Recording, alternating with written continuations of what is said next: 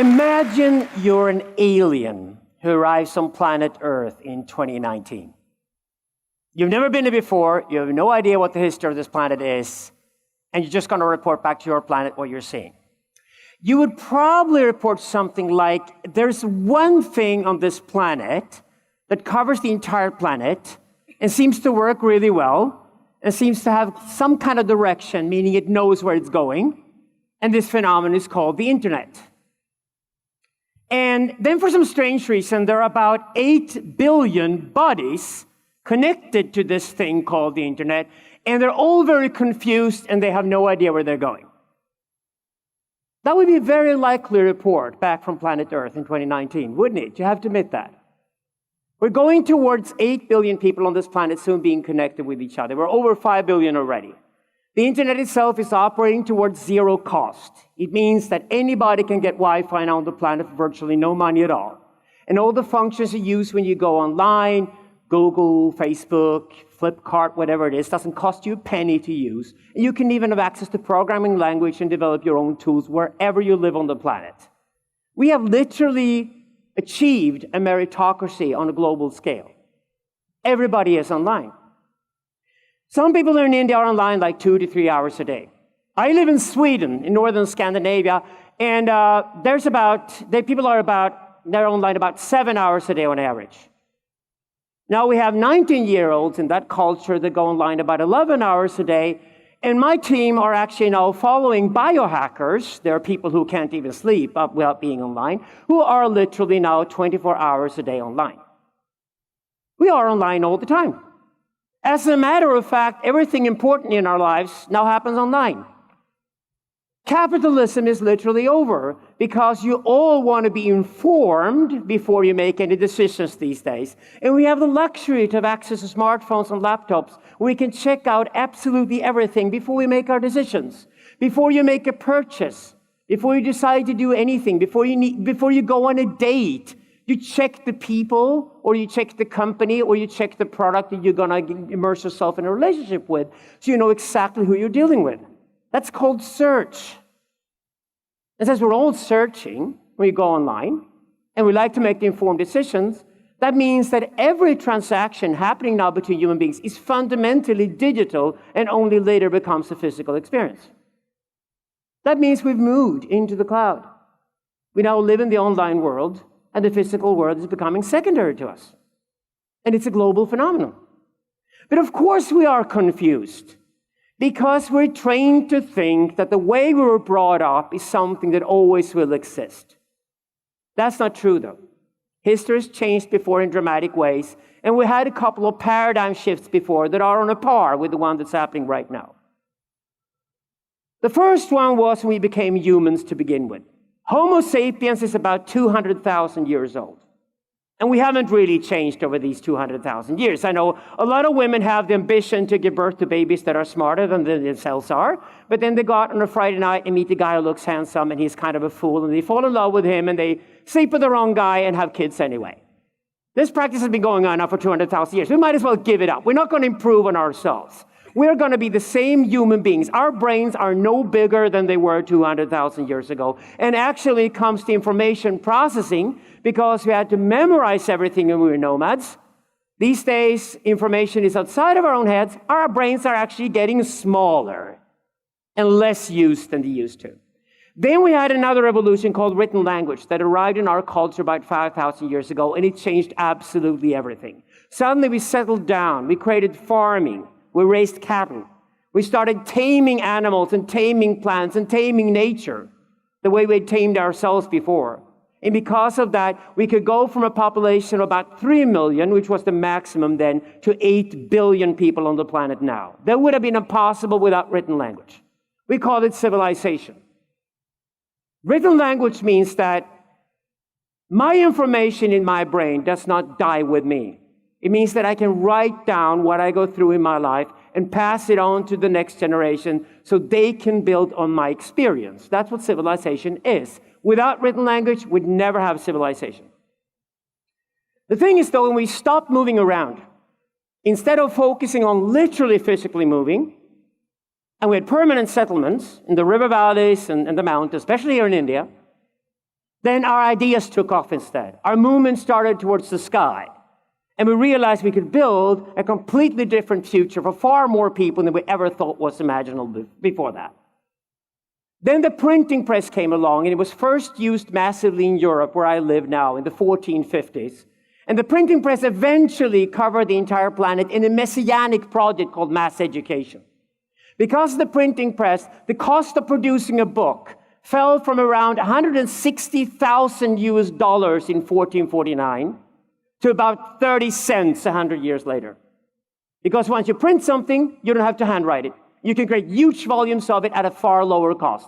And Europe reaped the benefits of that because Europe became the center of the planet. This marginal little cold continent suddenly became the center of the world. And Europe even conquered 3 other continents and populated them over the next 400 years.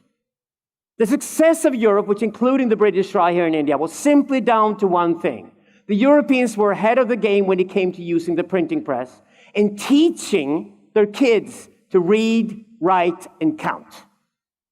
India's finally caught up together with China in the last 50 years. Now the vast majority of Indians can read, write, and count from when they're kids. And they also have cell phones in their hands, which means they can jumpstart straight into the internet world. But they will take with them the values and the systemic thinking that came from a society where written language dominated, or where the printed language suddenly had become revolutionary.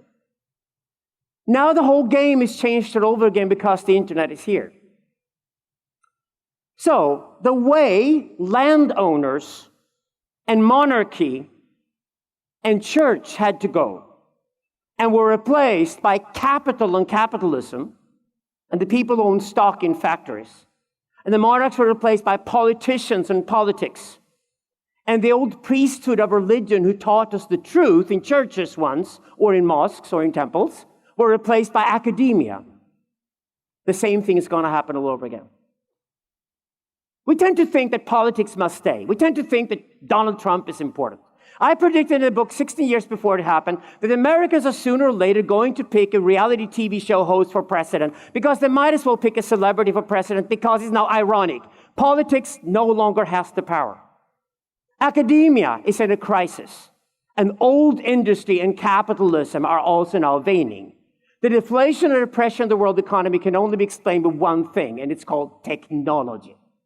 This brings me to what this is all about. It is all about the relationship between human beings and technology. We tamed tools, we made whole new technologies because of written language. We then escalated that into industrial scale production of technologies. And now we moved into digital. Digital means that we're now surrounded by technology everywhere. And the name for this whole new system is sensocracy. We're moving towards a sensocratic world where we connect human senses, our bodies and our own minds, directly with sensors of machines. But instead of talking about machine intelligence as something exterior to us, we should really talk about a symbiotic intelligence, a sort of intelligence that we can now develop where human beings and machines are operating together in an optimal way. Get ready for the wedding between man and machine. Not everybody's going to follow in that. The fact that we all have access to the internet doesn't mean that everybody will reap the benefits of a sensocracy. What does sensocracy mean? You know already when you pass through a passport control in 2019 and enter India. The camera looks at you, and in an instant second, it knows exactly which one of the 8 billion faces on the planet that belongs to you.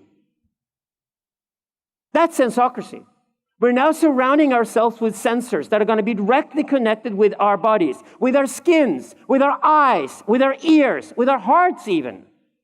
That's what algorithms are all about. We're collecting data about ourselves as human beings. And you know what? Not only are we collecting data about absolutely everything we do 24 hours a day, we're also storing this data forever, never to be forgotten, always to be processed. That's what sensocracy is. So what does that mean? It means that why would I go to a voting booth and vote every 4 years when I'm actually literally voting through my behavior every minute, every second of my life? It would be the easiest thing for machine intelligence to do, to tell us human beings what we want and actually where we're heading, and then administer it. That's why politics is dying. Politics is over. Sensocracy will kill it. Look at academia, massive crisis right now. Why? Well, any Uber driver can tell you that an Uber driver doesn't need a certificate from a university to be a great Uber driver. All the Uber driver needs to do is to drive a car that he owns himself and drive it well. And then once he has 3,000 people who's given him 5 stars driving Uber, if he's the right person at the right time, he will drive the next Uber ride. Academia was only there to certify that we learned something. I can sit on YouTube today and learn more than I've ever learned at listening to boring university professors. And I see it all around the world, especially young girls, have stopped listening to older men. I wonder why. Because they can learn everything they need to know on YouTube. All they need is somebody to certify it. And that happens with sensocracy because sensocracy will certify that you are the right person to do a specific purpose at a specific point in time, and therefore you'll be hired to do it and you'll be paid for it. Last but not least, there's old industry. You all know of capitalism.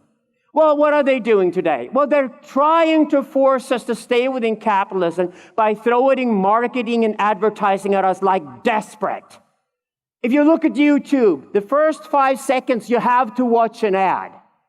Did you know that out of 1,000 times that we experience that forced ad that's thrown at us, 994 times we aggressively press it to remove it after 5 seconds? We hate it. It's called spam. Advertising, marketing, it's all over. The whole game of forcing people to listen to your message is over because the algorithms will show us where we want to go, and we will trust our friends to show us how to go there and what to do when we get there. That means the algorithms are going to kill advertising. And when advertising is dead, capitalism is over. We're moving towards an attentionless society where the only thing that has real value is whether you can accumulate and create attention between you and your friends. And the only way to do that is to deliver the highest and the best possible quality of what you do at all times. Thank you.